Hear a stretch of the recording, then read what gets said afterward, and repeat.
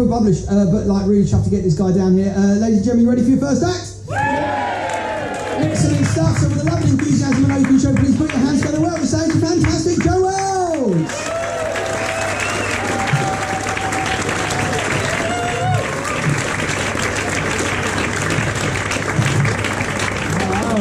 Thank you for having me. Nice to be here. My name's Joe. I'm your first act. I'm an autistic man. We got autistics in? None! That's alright. It takes a while for the vaccine to kick in. This time next year, we'll meet back here, talk about Doctor Who. It'll be great. I'm properly diagnosed and everything, so if you heckle me, then technically that is a hate crime. Just be aware of that. Don't worry though, if you're not autistic and you're thinking, oh, I won't get this, it'll all be autistic stuff, I can relate to you. I have a good understanding of not autistic people, because basically, my brother is not autistic, but he's very severely not autistic, you know? Like, he's got all the symptoms. He loves making eye contact, he's really into loud noises, he's shit at maths. That's not true, that's a stereotype. I know it's a stereotype that not autistic people are shit at maths. A lot of you can be really good at maths. With the right support, you can achieve anything. It's incredible, my brother. I find him really inspiring being not autistic, I do. He went to university, which I think that's an incredible achievement for a not autistic person to go to university. I mean, obviously he had to have like a specialist course that was adapted to meet his needs. It was called Film and Media Studies. It's very like himself. Nice bit of material, that, isn't it? I know it's so arrogant for a comedian to come on, do some jokes and then go, that was good. But I know that material was good because I wrote it in the first lockdown, did it on stage, first gig back from the lockdown, got a video of me doing it on stage, put it online, 1.5 million views. So there you go. If you didn't laugh at that, you're wrong. That's what I should say. There's 1.5 million views. A lot of people that follow me online are other autistic people. 1.5 million views. That's not necessarily 1.5 million people. It could just be 4 of my lot that likes it a lot, you know? But I'll take it. I found it so stressful having a viral video. I'm quite confident on stage, I'm not confident in real life. A bit of backlash, some people saying that I shouldn't call my brother not autistic. That's not the correct term. The correct term is, my brother is a person with an autism deficiency. That's what I'm saying. And this is what a lot, see what you think of this take. A lot of people angry at me, they don't believe I'm autistic. They were saying, I don't think that comedian is autistic because he's doing stand-up comedy. That's a weird take, isn't it? Think about what stand-up comedy is. What's the job description of a stand-up comedian? You've got to be really good at having a long, one-way conversation on topics which interest you. You can do it. The other thing that happened, right, which was mad, about 200,000 views in, I got a call from my agent, right? And she's had an email from the Mail Online, right? Which, if you don't know what the Mail Online is, it's just the online version of Mein Kampf. And I wasn't sure about that in front of this crowd, but I think we're all right. We're close enough to Brighton, it was going to be all right.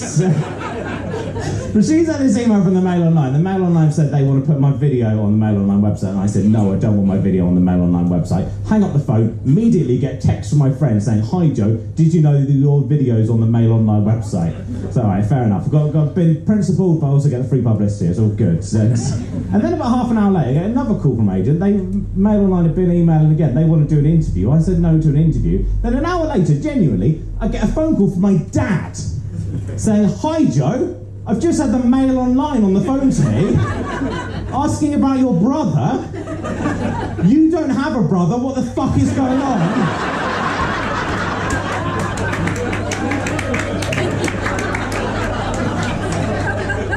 I don't have a brother, okay? Not everything comedians say is true. I've got a not autistic sister, but I changed it for the material. I said I had a brother because I wanted to challenge the stereotype that it's only women who could be not autistic. There's lots of not autistic men, but it goes underdiagnosed in men because men are very good at pretending not to understand people's feelings. And genuinely, it was fucking mad. The Mail Online called like several family members, and they wrote up this article. It was the video, and then they transcribed the video, and then they had a bit of bio about me they got from my family members. Eventually, they busted me. I've screenshotted it because I just think it's an amazing bit of journalism. This is what the Mail Online wrote. They wrote, Mail Online can now reveal that Mr. Wells, that's me, was actually talking about his sister, Emma Wells, but said he had a brother to protect her identity.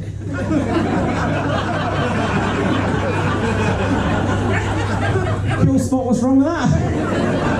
Now, like an hour ago, Mr. Wells was actually talking about his sister, Emma Wells, that said he had a brother to protect her. Remember, that's Emma Wells' identity. And they credit that information to a family source. That's what they wrote, a family source. And I did some digging. I know who a family source is. A family source is Emma. I phoned her up and she wanted to be on the Mail Online. But apart from that, I got through lockdown, it's fine. Did you all get through it okay? You've all got nice houses, you're alright, weren't you? Just by applause, and I think this would be a loud applause than usual here. Who at some point during lockdown made their own bread? Second question, who at some point during lockdown had a mental breakdown? Yay! Those are the two groups. The self-harm and the sourdough, those are the two categories we fell into in March last year. It was very stressful for me. I live with my wife, who I love very, very much. Little facts about my wife, which I find interesting. My wife is bisexual. That's incredible, isn't it? Think about that. She's bisexual. What does that mean? That means she could have married a woman, but she chose this. That's like meaning someone who can afford to shop at Waitrose, but chooses to eat out of bins. But I love her very much, she's incredible, but she gets very anxious too. She's got a lot of mental health problems. She worries about bad things happening to me and other people she cares about, right? She got given this tip by her therapist, and you can have this for free, right? But she genuinely hasn't fixed things, but she's found it helpful. The tip is that when you have an intrusive, anxious thought, what you do is you sing that anxious thought out loud to the tune of a silly song, and that diffuses some of the energy and the power of that thought. I'm not saying that cures anxiety, but genuinely she's found it a useful technique. It's been very helpful for her. What it has meant for me is that occasionally I'll be woken up in the morning by my wife singing, "Joe's gonna die in a terrorist attack! A terrorist attack! He's never coming back!"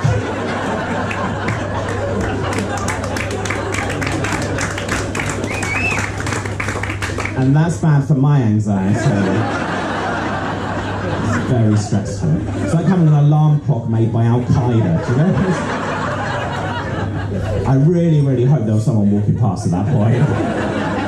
Just like, what the fuck is going on there? The weirdest Beatles tribute act we've ever heard. I have my own issues as well, you know, we can share, right? We're kind of like liberally minded people. I had some days during lockdown where I felt a complete empty hopelessness, and I felt angry. I felt just really angry and hateful towards everyone outside of my house.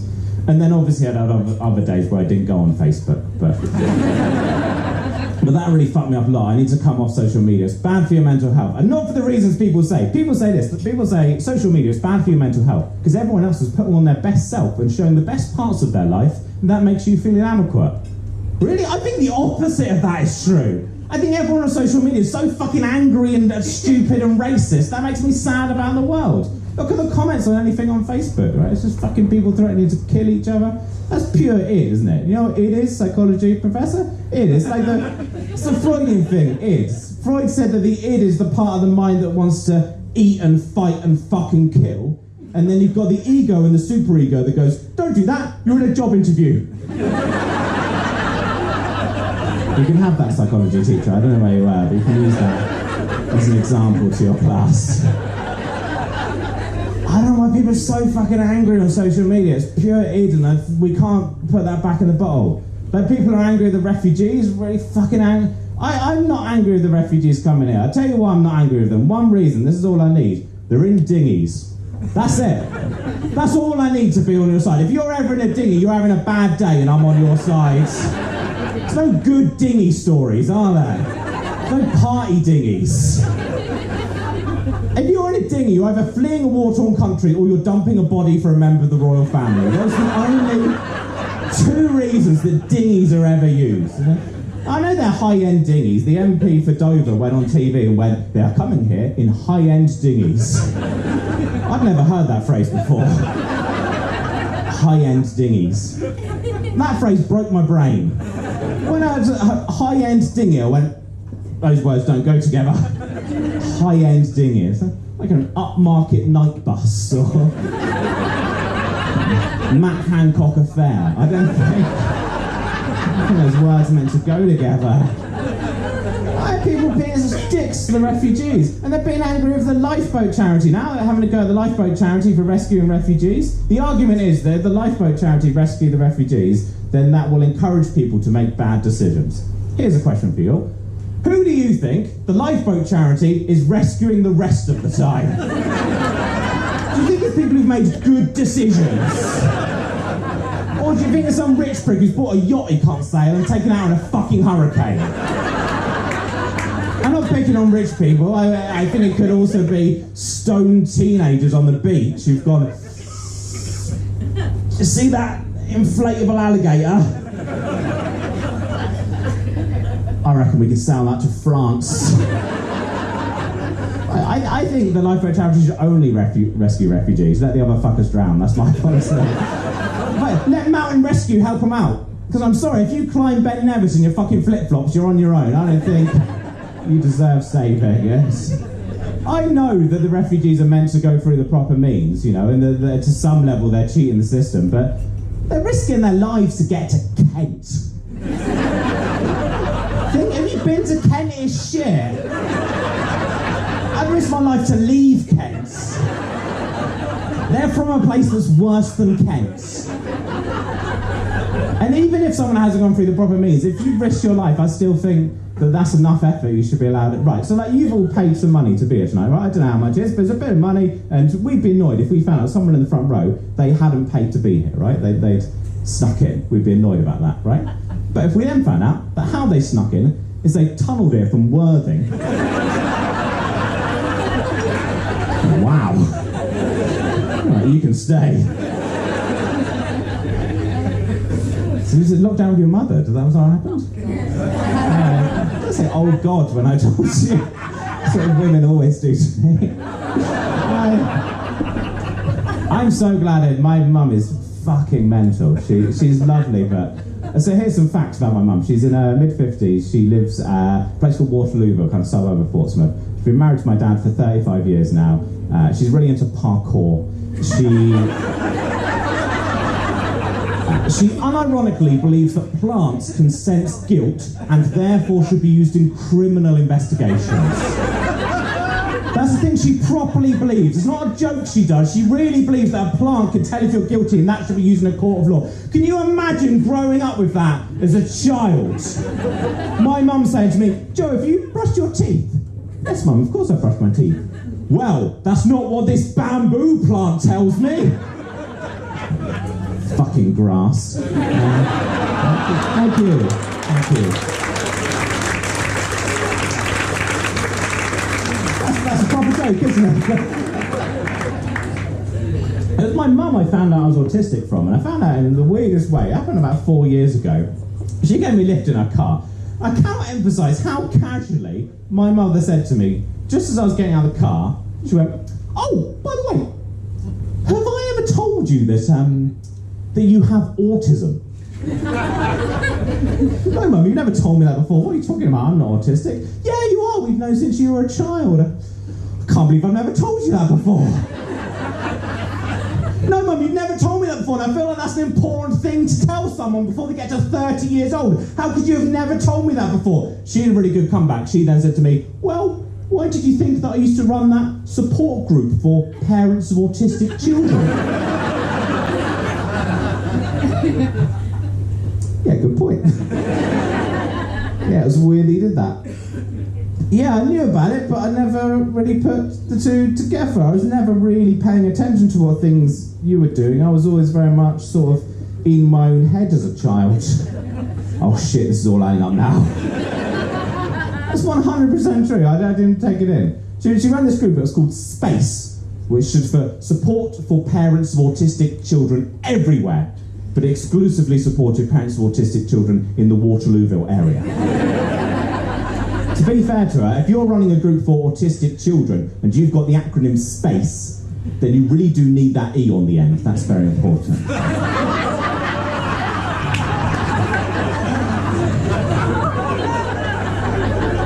We all worked that out? Good.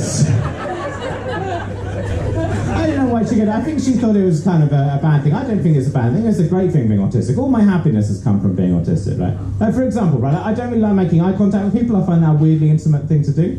It is. It's weird. It's weird that you people do that. Think about what eye contact is. We've all got 2 balls of jelly that we carry inside of our skulls. And we walk around carrying our jelly balls and sucking in light into our jelly balls.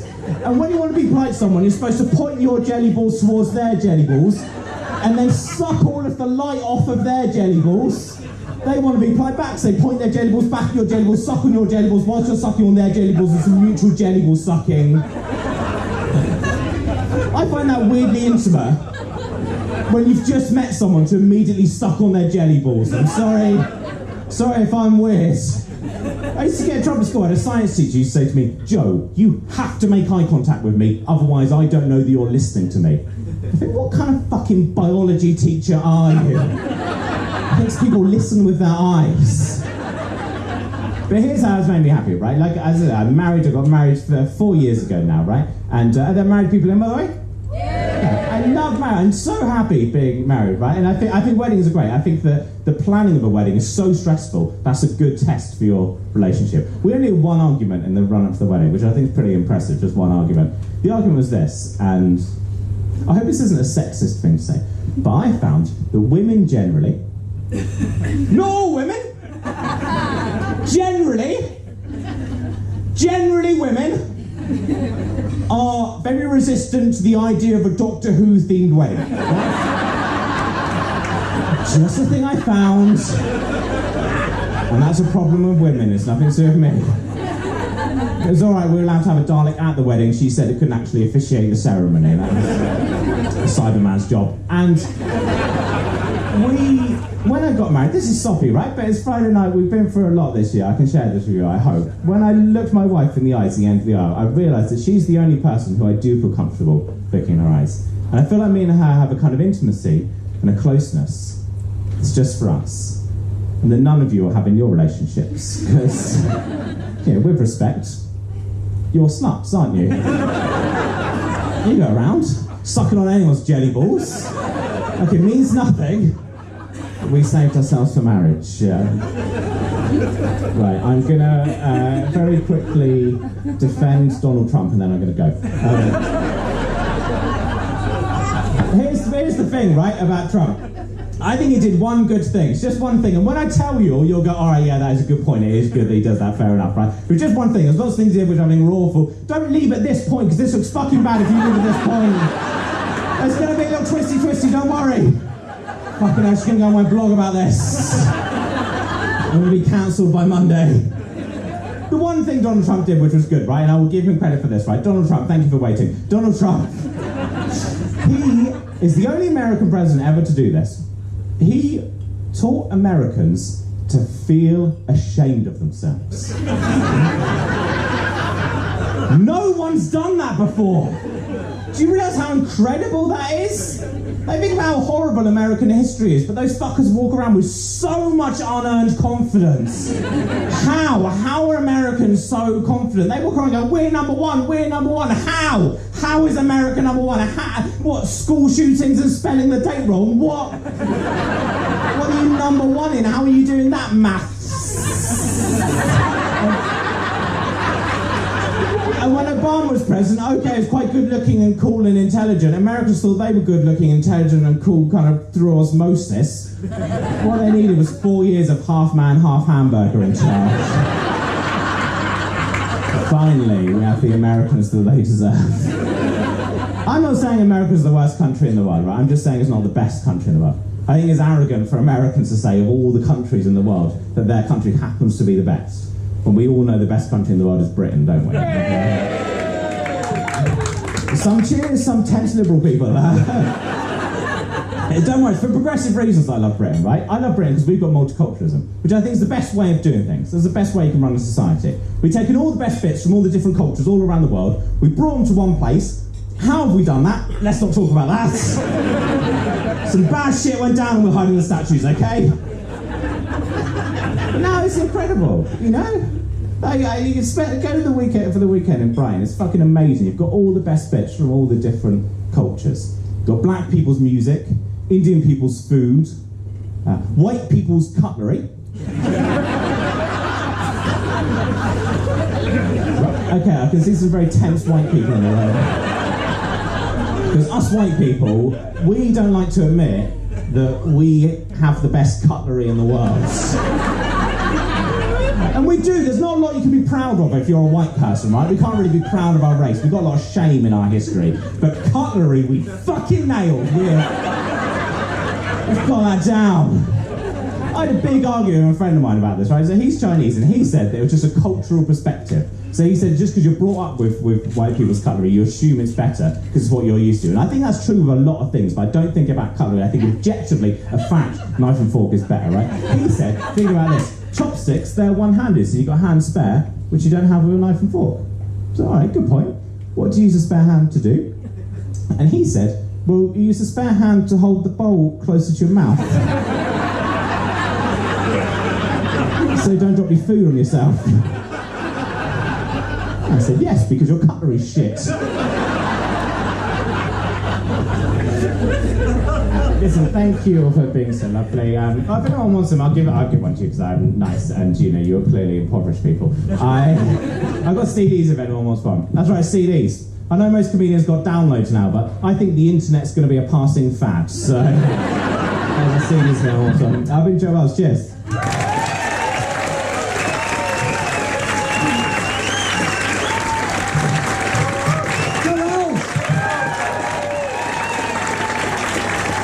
Excellent.